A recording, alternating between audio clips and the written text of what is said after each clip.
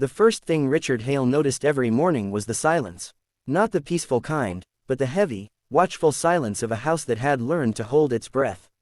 His mansion, perched on a hill overlooking the city, was filled with luxury, marble floors, glass walls, priceless art, but it felt emptier than a forgotten warehouse. All of it revolved around one room at the end of the east wing. Ethan's room. Ethan Hale, once a bright, energetic 16-year-old who loved racing bicycles and laughing too loudly, now lay confined to a specialized bed, his body paralyzed from the neck down after a brutal car accident 2 years ago. The doctors had called it a miracle that he survived. Richard called it a curse he would gladly trade every dollar to undo. That morning, as usual, Richard stood in the hidden security room behind his private office. A wall of screens flickered to life, hallways, entrances, the garden, and finally, Ethan's room. The cameras were discreet, hidden behind vents and smoke detectors. No one knew about them. Not the staff, not even Ethan. Richard told himself they were for protection. After all, his wealth made him a target. His son, vulnerable and unable to speak clearly or move, was the most precious and fragile thing he had left. He had read too many horror stories of abuse, neglect, and theft by trusted caregivers. He refused to become one of those tragic headlines. Yet, deep down, Richard knew the cameras were also driven by guilt. Guilt for letting Ethan get into that car. Guilt for not being there that night. Guilt for surviving when his wife, Laura, had died instantly in the crash. The maid appeared on the screen right on schedule. Her name was Sophia. She was new, only 3 weeks into the job. A quiet woman in her late 20s, with dark hair always tied neatly back and eyes that seemed too observant for someone who barely spoke. Richard had been skeptical when the agency recommended her. Too young, too calm. Experience, he believed, came with age. But the head nurse insisted Sophia was different. Now Richard leaned forward slightly, watching. Sophia entered Ethan's room carrying a tray, water, medication, a clean cloth. Her movements were gentle, almost reverent, as if the room were a sacred place. She greeted Ethan softly, though Richard knew his son could barely respond beyond slight eye movements and faint sounds. "Good morning, Ethan," Sophia said, her voice warm but unforced. "It's a sunny day today. I'll open the curtains a little." She did exactly that, letting a stripe of sunlight fall across the bed. Richard had instructed staff to keep the curtains mostly closed to avoid glare. Sophia ignored that rule every morning.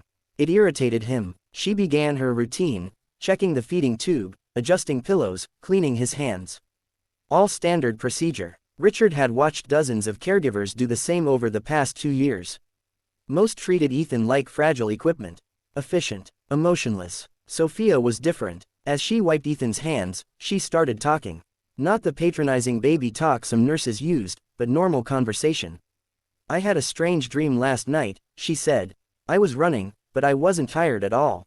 Isn't it funny how dreams give us things we miss?" Richard frowned. Why was she talking about dreams? Ethan's eyes shifted slightly. Barely noticeable, but Richard noticed. He always noticed. Sophia paused, watching his face closely. "You're listening, aren't you?" she asked softly. "I can tell. Your eyes move when you're curious." Richard's heart tightened. Doctors had said Ethan's cognitive function was intact, but responsiveness was limited. Still, something about the way Sophia spoke made it seem like she believed, truly believed, that Ethan understood every word. After finishing her tasks, Sophia did something that made Richard stiffen in his chair. She pulled out her phone. Richard's hand hovered over the keyboard, ready to call security. Phones were strictly forbidden in Ethan's room. No photos, no videos, no distractions. But Sophia didn't aim the phone at Ethan. She placed it on the table and pressed play. Soft music filled the room, classical guitar. Ethan used to love guitar music. Richard felt a sharp pang at the memory of his son begging for lessons he never got around to arranging. Sophia sat beside the bed and closed her eyes briefly, letting the music play. Then, quietly, she began to hum along. It wasn't perfect, it wasn't professional, but it was sincere. Ethan's breathing changed, slightly faster. His eyes widened just a fraction. Richard's breath caught. Was that a reaction?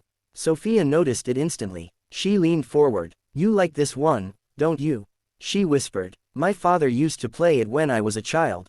She reached out and placed her hand over Ethan's, carefully, respectfully. Richard's chest tightened with anger and fear. Physical contact beyond necessity was another strict rule. He'd fired a nurse once for hugging Ethan without permission. Yet his finger froze above the alarm. Because Ethan's finger moved, just a millimeter, barely a twitch, but unmistakable. Richard stared at the screen, his pulse pounding in his ears. He rewound the footage and watched again. And again. There it was. Movement. His son hadn't moved voluntarily in months. Sophia didn't notice the camera, but she noticed the movement. Her eyes filled with tears as she gasped softly. "Ethan, did you just..." She didn't shout, didn't panic. She simply smiled, a smile full of hope and restraint, as if she were afraid to scare the moment away. "That's okay," she whispered. "You don't have to do it again. I saw it. That's enough." Richard leaned back, his mind racing.